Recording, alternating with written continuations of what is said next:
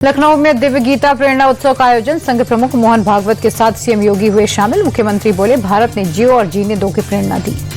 RSS की funding के सवाल पर सीएम योगी बोले, यहां कोई देश या संगठन फंडिंग नहीं करता, लोग निस्वार्थ भाव से सेवा के लिए आरएसएस से जुड़ते हैं। यूपी में अवैध घुसपैठियों के लिए बनेगा अस्थायी डिटेंशन सेंटर। सीएम योगी का सभी जिलाधिकारियों को निर्देश, बोले सख्ती से कार्रवाई करें। अखिलेश यादव ने बीजेपी और चुनाव आयोग पर लगाया आरोप। कहा, जिन सीटों पर समाजवादी पार्टी 2024 में जीती, वहां के 50,000 वोट काटने की तैयारी। अखिलेश यादव के एसआईआर वाले बयान पर योगी के मंत्री एके शर्मा का पलटवार। कहा, भगवान उन्हें सद्बुद्धि दें, सपा चुनाव को षड्यंत्र से जीतना चाहती है। बंगाल में अवैध घुसपैठियों पर कार्रवाई जारी। अब तक 1800 से ज्यादा बांग्लादेशी वापस भेजे गए। नॉर्थ 24 परगना में चेकपोस्ट पर कई बांग्लादेशी मौजूद। पश्चिम बंगाल में बीएलओ की मौत पर भड़की मुख्यमंत्री ममता बनर्जी। ईसीआई से पूछताछ, एसआईआर के लिए और कितनी जाने जाएंगी। चुनाव आयोग पर कल्याण बनर्जी ने उठाया सवाल। का बीएलओ पर गलत काम करने का दबाव बनाया जा रहा। अब तक 20 बीएलओ ने की आत्महत्या।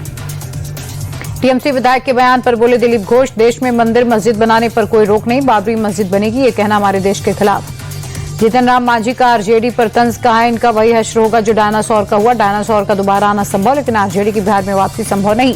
नीतीश कैबिनेट पर जेडीयू का बयान। राजीव रंजन बोले, बहुत ही संतुलित मंत्रिमंडल बना, गृह बीजेपी को मिला तो जेडीयू के पास वित्त और वाणिज्य जैसे अहम विभाग।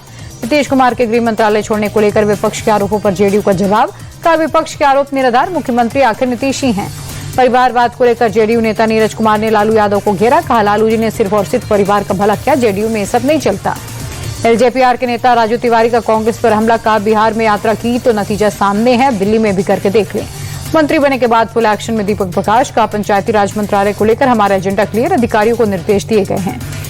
दीपक प्रकाश बोले, मेरी योग्यता को मेरे परिवार से मत जोड़िए, भले ही मंत्री अब बना हूं, लेकिन राजनीति में नया नहीं हूं। किशनगंज में ओवैसी का बड़ा बयान। का, अब सीमांचल के लोग जाग गए, इसलिए हमें 5 सीटें मिली। मुसलमानों को पता है आईएम ही हमारी लड़ाई लड़ेगी। पीएम मोदी के जोहान्सबर्ग दौरे का तीसरा दिन। G20 शिखर सम्मेलन के दौरान दक्षिण अफ्रीका और ब्राजील के प्रतिनिधि के साथ द्विपक्षीय वार्ता। व्यापार, एआई सहित कई मुद्दों पर चर्चा। जोहान्सबर्ग में अफ्रीका के राष्ट्रपति के साथ पीएम मोदी ने द्विपक्षीय बैठक की। व्यापार, आतंकवाद समेत कई मुद्दों पर चर्चा। 3 दिन के G20 समिट का आज आखिरी दिन। ट्रंप की गैर मौजूदगी में ज्वाइंट डिक्लेरेशन पर मुहर। साउथ अफ्रीका के प्रेसिडेंट अगली मेजबानी के लिए दूसरे देश को सौंपेंगे कमान।